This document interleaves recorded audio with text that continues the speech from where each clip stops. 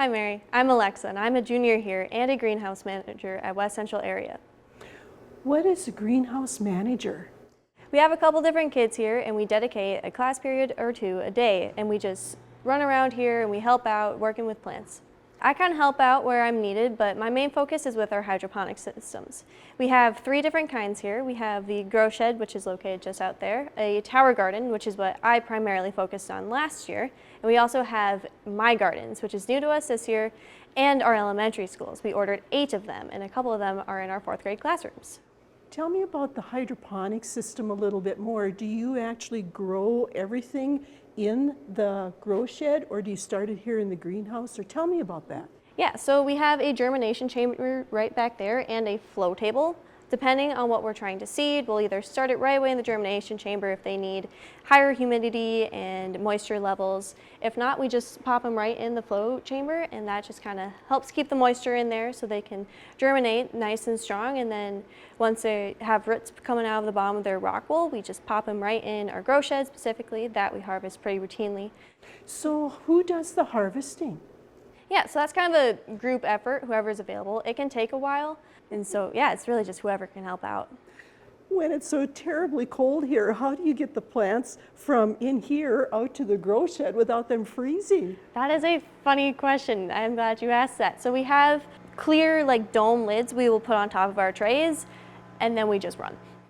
Alexa, what are some of the things that you've learned here in the greenhouse already? Yeah, I've learned a lot just about different plants, how they work, and then I've also learned just how beneficial this is to our community and everyone involved. Is this something you think that you might want to do in the future? Definitely. I've learned a lot, and it's definitely something that I'm looking into. Wow, this is so great. Thanks so much for coming and talking to us. Thank you. I am Miley Vasu. I'm a sophomore here at West Central area. I do greenhouse managing, first hour, and I'm specifically focusing on this entire contraption right here, and it's going to show a bunch of strawberries. How did you decide you wanted to do an experiment on strawberries?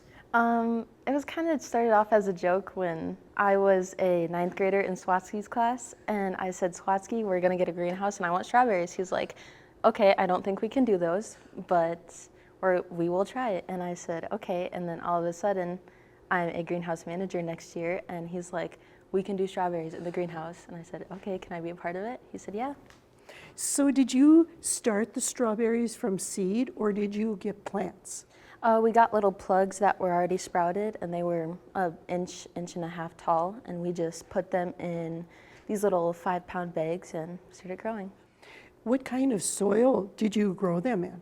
A regular potting soil that just is mixed with a little fertilizer. And So how did you decide what variety or varieties you wanted to grow? one of them is called the pineberry, and I saw it, and it's a white strawberry with red seeds. It tastes like a pineapple, and it's mixed with pineapple, and they're completely natural, and I thought it was the coolest thing ever. I saw it at the grocery store, I ate them, and I was like, okay, let's grow some. And then I did some regular, just red strawberries that you will find.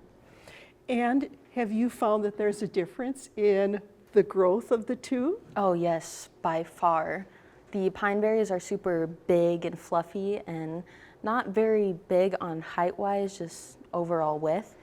The red strawberries, super tall, but not as very fluffy and width-wise as the pine berries are. And the red strawberries have more sproutings that will grow more strawberries, but the pine berries not so much.